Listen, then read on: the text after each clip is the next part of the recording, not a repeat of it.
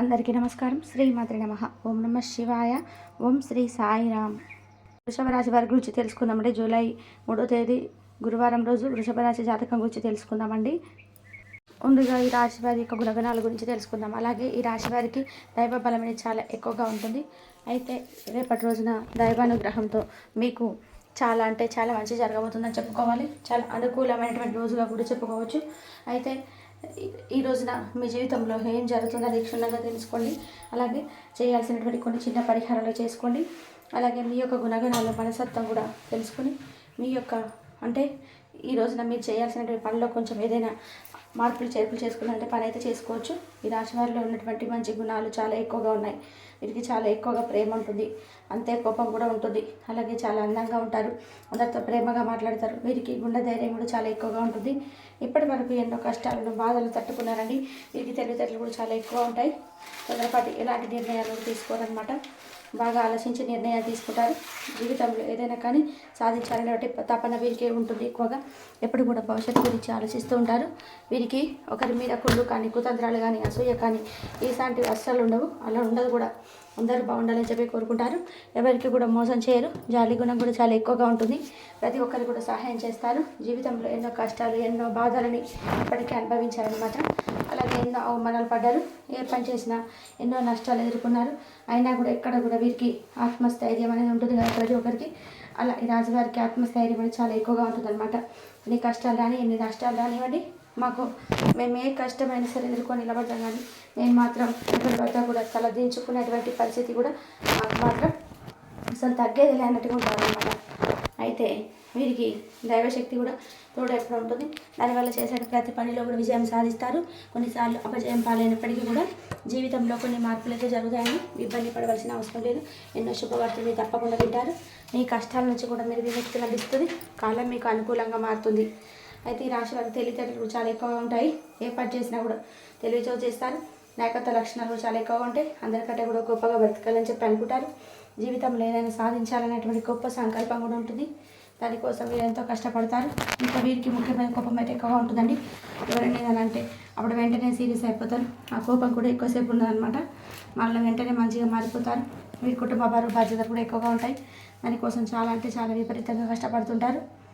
కుటుంబం కోసం అనుకుంటే మాత్రం ఎంత దూరమైనా సరే ఎన్ని కష్టాలైనా కానీ ఓపికగా చాలా బరువు బాధ్యతలు వీరు స్వీకరించి ప్రతి ఒక్కరు కూడా నేనున్నాను మీకు ఏం కాదన్నటువంటి హామీలు ఇస్తుంటారు.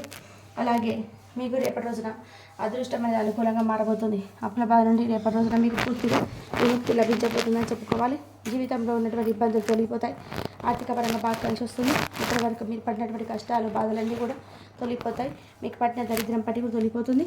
ఎన్నో శుభవార్తలు కూడా మీరు రాబోయే రోజులలో తప్పక వింటారు. అలాగే విద్యార్థులకు మంచి విద్య లభిస్తుంది. మంచి స్థాయిలో అయితే మీరు చేరుకుంటారు. వ్యాపారస్తులకు వ్యాపారం మంచిగా ఉంటుంది. ఎలాంటి ఇబ్బందులు కనిపించడం వల్ల డబ్బు కూడా బాగా వస్తుంది. కుటుంబంలో అందరూ కూడా చాలా సంతోషంగా ఈ రోజున ఉంటారు.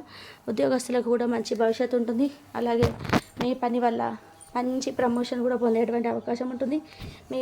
మీ పై అధికారుల నుండి మంచి ప్రశంసలు కూడా మీరు పొందుతారు. అయితే మీకు దైవానుగ్రహం అనేది తోడవబోతుంది అనమాట. సాక్షాత్తు భగవంతుడు మీ ఇష్ట దైవం కావచ్చు, లేదంటే మీ కుల దైవం కావచ్చు. దైవ బలం అనేది మీకు తోడైతే అనారోగ్య సమస్యలు తొలగిపోతే ఆరోగ్యం ఐశ్వర్యం ఇవన్నీ కూడా లభిస్తాయండి. మీ కోరికలు కూడా నెరవేరుతాయి. ఇక ఏ కష్టాన్ని చూసుకోవడం మీరు భయపడవలసిన అవసరం అంతకన్నా లేదు.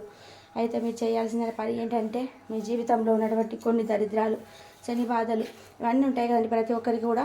మీరేం చేస్తారంటే ఏదైనా కానీ ఒక శనివారం నాడు హనుమంతుల వారి గుడికి వెళ్ళి చక్కగా 5 తమలపాకులను సమర్పించి 5 ప్రదక్షిణలు చేసుకోండి. హనుమంతుల వారికి తమలపాకులు అంటే చాలా ఇష్టం కదా. దానివల్ల హనుమంతుడి యొక్క అనుగ్రహం మీ పైన పూర్తిగా లభిస్తుంది. మీ జీవితంలో తిరిగి అనేది ఉండదు. మీ కోరికలు తప్పకుండా నెరవేరుతాయి. మంచి శుభవార్తలు కూడా వింటారు. ఇంట్లో సంపద పెరుగుతుంది. మీ జీవితంలో ఉన్నటువంటి అడ్డంకులన్నీ కూడా తొలగిపోతాయి.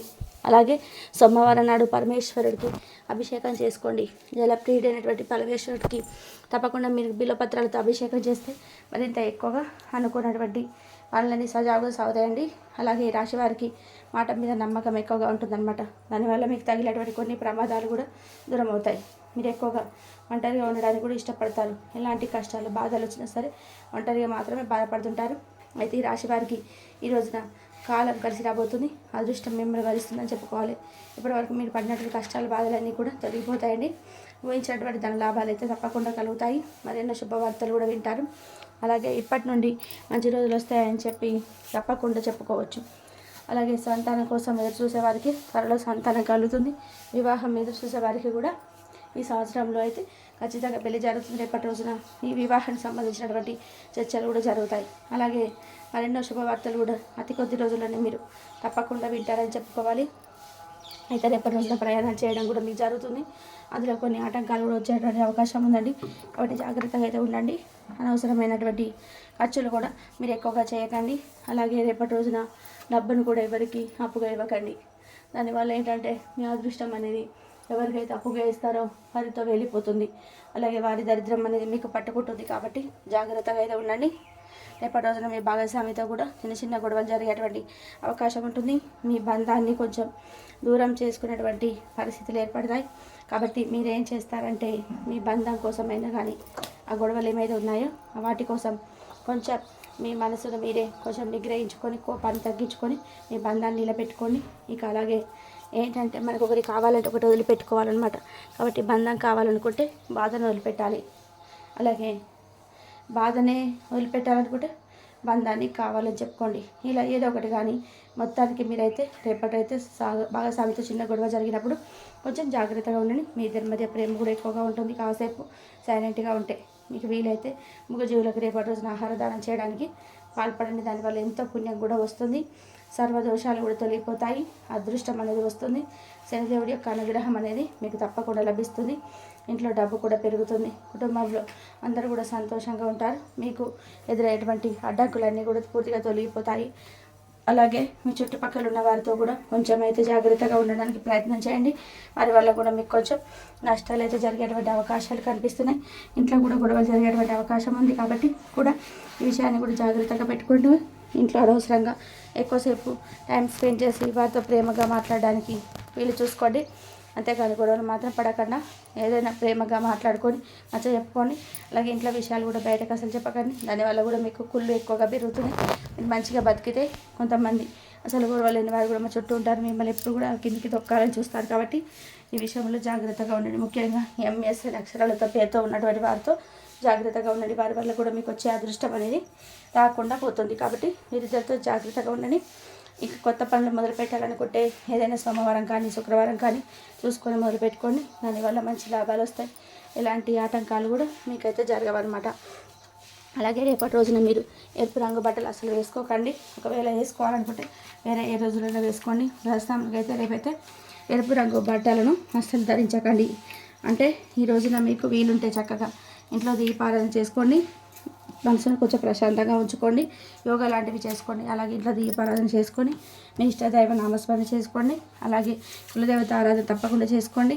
మీ ఆరోగ్యాన్ని కూడా మెరుగుపరిచేటువంటి విషయాలపైన కొంచెం దృష్టిని అయితే ఎక్కువగా పెట్టడంతో మీకు ప్రయోజనకరమైనటువంటి రోజుగా చాలా రోజులుగా మీకైతే కొంచెం ఆరోగ్యపరంగా ఏదైనా కొంచెం సమస్యలు ఉంటే మీరు ఒకసారి కనుక మీ ఆరోగ్యం పట్ల దృష్టి పెడితే ఏ ఆరోగ్యం మీకైతే దెబ్బతినింది అనేది మీకు ఒక అవగాహన వస్తుంది. అలాగే చాలా రోజులుగా రుణాల కోసం ప్రయత్నిస్తున్నటువంటి కొంతమంది వ్యక్తులు ఈ రాశి వారికి వాళ్ళు కూడా బాగా రుణాలకి ఎవరైతే ప్రయత్నాలు చేస్తున్నటువంటి వారు ఉంటారో వారికి బాగా కలిసి వస్తుందని మీకు ఇచ్చేటువంటి పెద్ద పార్టీలో అందరూ చేర్చుకుంటారు. అదే మిమ్మల్ని మీ గ్రూప్ అంతటికి కూడా అవసరమైనప్పుడు ఈవెంట్లు నిర్వహించడానికి తయారు చేసేందుకు అవసరమైనటువంటి ఎక్కువ ఎనర్జీ అనేది ఇస్తుందన్నమాట.